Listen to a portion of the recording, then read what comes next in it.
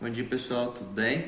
Vamos dar continuidade aí no PET 2, tá? Fazer umas novas gravações para que vocês possam estar fazendo essas atividades. Então vamos começar um novo assunto que são as equações com duas incógnitas. O que seria isso, galera? E isso no início é motivo de muita confusão, mas é um conceito tranquilo de se trabalhar. Nós, nas nossas aulas presenciais, nós já vimos o conceito de equação, tá bom? E também nós já solucionamos equações do primeiro grau.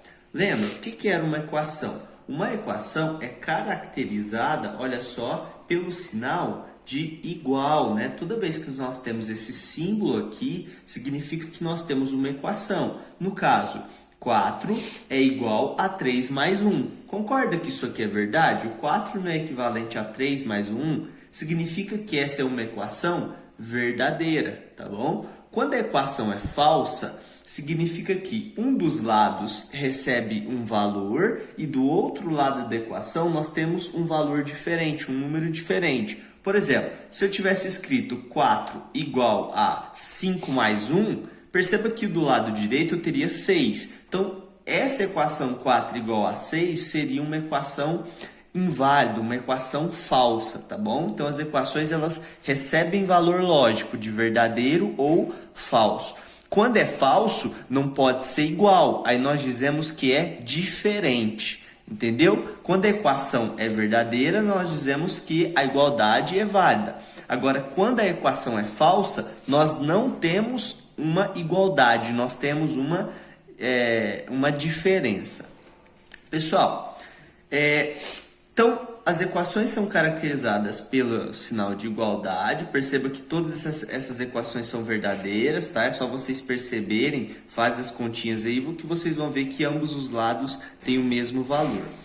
E no caso das equações do primeiro grau, nós tínhamos o sinal de igualdade e nela era presente apenas uma única variável, que geralmente a gente representava por x. Vocês lembram como é que a gente resolveu a equação do primeiro grau? Isola x do lado esquerdo da equação, os outros números você leva para o lado direito e sempre que você trocar algum termo, algum elemento de lado, você troca o sinal. Vamos resolver essa aqui. Por exemplo, esse x está do lado errado e esse 10 está do lado errado. Tem que dar um jeito de trazer esse x para o lado esquerdo e levar esse 10 para o lado direito. Vamos trazer o x primeiro. Então vai ficar 3x mais 10, vou copiar. Ó, se ele está positivo, quando não tem nada é positivo. Se ele está positivo, ele vem negativo. Se eu trouxe o x, do outro lado vai ficar só o 18. Eu não vou colocar o mais 18, porque a gente sabe que quando não tem nada, o número é positivo.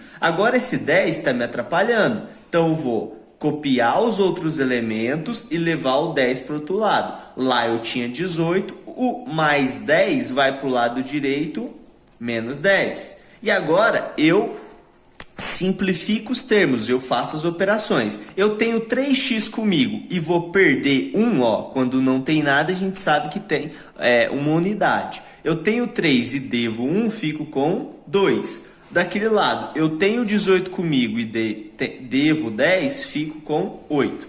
Galera, lembra no último passo, se um número está multiplicando x, ele passa dividindo. Se esse 2 estivesse dividindo x, eu passaria multiplicando. Então, como ele está multiplicando, passa dividindo e eu encontro a solução x igual a 4. Isso significa que se eu vier aqui em cima da equação e trocar o x por 4, então vai ficar a expressão 3 vezes 4 mais 10 igual a 4 mais 18. Percebe? Eu substituo o x pelo valor que eu encontrei. Vocês vão perceber que o lado esquerdo vai dar um número igual ao lado direito. Façam as contas aí, tá bom? Então, galera, essas equações do primeiro grau, elas são caracterizadas por ter uma única variável. Aqui vem o detalhe, ó. Nós temos uma única variável. Mas na matemática, nós temos equações que têm mais de uma incógnita. A incógnita é justamente o valor que a gente não conhece, que a gente atribui uma letra para esse valor desconhecido. Então, são exemplos aqui, que é o objeto do nosso assunto. Olha só, nosso assunto é equações com duas incógnitas, tá? As equações do primeiro vão ter uma única incógnita e agora nós vamos ver equações com duas. Olha uma equação que tem duas incógnitas. Quais são? X e y. Outra equação que também tem x e y. Essa equação, x igual a y mais 5. Também nós temos uma equação que tem duas variáveis diferentes, tá bom? X e y.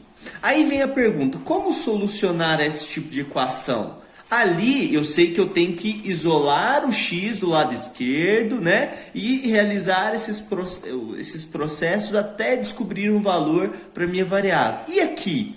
Como é que eu vou? Será que eu tenho que isolar uma? Mas espera aí, se eu, por exemplo, isolar o x de um lado, eu vou ter o y do outro. Mas tem duas variáveis, e aí? Galera, coloque uma coisa na sua cabeça.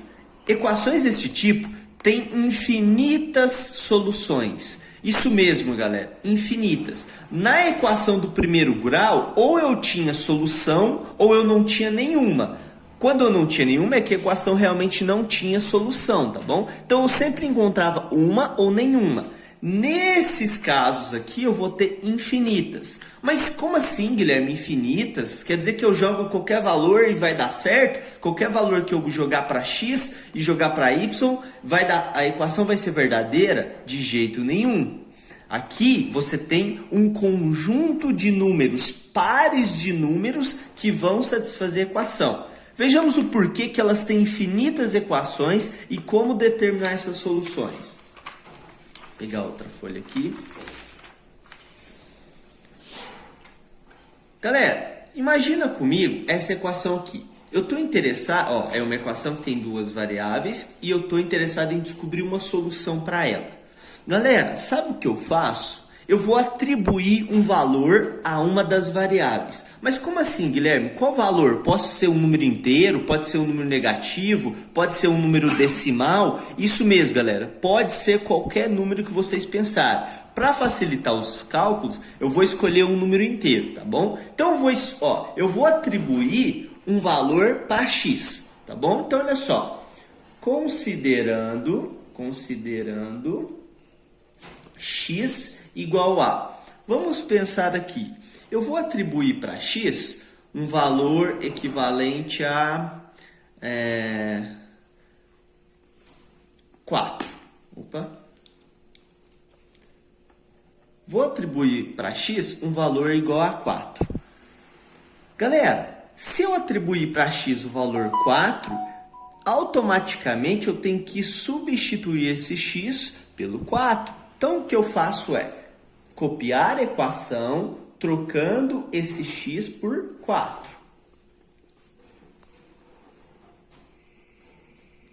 Agora, perceba que a minha equação tem uma única variável que é y. Então, eu acabo caindo numa equação do primeiro grau, afinal, tem uma única variável. Aí, para resolver essa equação, eu uso aquele processo de isolar a única variável que eu tenho. Então, eu vou fazer as continhas. 3 vezes 4, 12. Então, galera, 3 vezes 4, 12. Vou copiar o 7, tá bom? Mais 7, igual a 2y menos 1. Vamos isolar essa variável agora? Eu vou deixá-la do lado direito mesmo, tá bom? Então, tudo que esses são números, eu vou jogar para o lado esquerdo. Não tem problema de você isolar do lado esquerdo ou direito, não tem diferença, a solução vai sair da mesma forma. Então, olha só, esse 1 está negativo, vai passar para lá, positivo. Então, vai ficar 12 mais 7 mais 1. Concorda comigo? Igual a 2y. Então, vamos somar. 12 mais 7, 19. Mais 1, 20. Então, 20 é igual a 2y. O 2 está multiplicando o y. Se ele está multiplicando, ele passa dividindo. Então, 20 dividido por 2 é igual a y, tá bom, galera? E 20 dividido por 2 dá 10. Olha só, galera. Então, quer dizer que quando o x vale 4, o y vale 10. Então, eu passo a ter a solução x igual a 4 e y igual a 10. Por que esse par, esse grupo de números satisfaz a equação? Se eu pegar o x e o y e trocar por esses valores que eu encontrei, olha o que acontece. 3 vezes 4, ó, troquei o x da minha equação por 4, que foi o valor que eu encontrei. Mais 7 igual a 2 vezes y, o y é 10, menos 1. Vamos resolver essas continhas. 12 mais 7, e aqui vai ficar 2 vezes 10, 20, menos 1. Olha só, quanto dá 12 mais 7? 19. Quanto dá 20 menos 1? 19. A equação ela é verdadeira. Então, realmente, x igual a 4 e y igual a 10 são soluções da equação. Mas tem uma forma de representar essa solução. É através de um par ordenado. Sabe o que é um par ordenado? É esse elemento aqui dentro da matemática. Eu escrevo dessa forma, um parênteses e tem uma vírgula. Essa vírgula vai separar esses dois números. Esse primeiro número que a gente chama de coordenada, a primeira coordenada representa o valor de x. A segunda coordenada representa o valor de y. Então, olha só, eu posso escrever o seguinte. O par ordenado 4, 10 é solução da equação 3x mais 7 igual a 2y menos 1. Só que não é só o par ordenado 4 e 10. É igual eu falei para vocês. À medida que você dá um valor para x, você sempre vai descobrir um valor para y. Isso vai gerando infinitos pares de números que satisfazem a equação.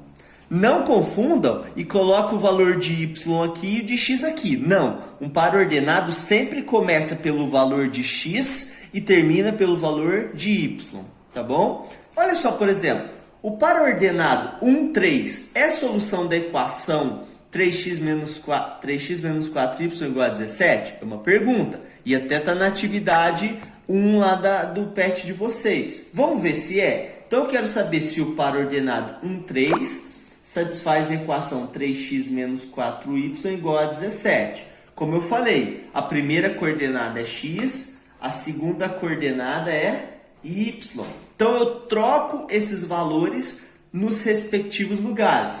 Vai ficar 3 vezes o 1 menos 4 vezes o 3. Olha só, troquei o x por 1, troquei o y por 3, igual a 17.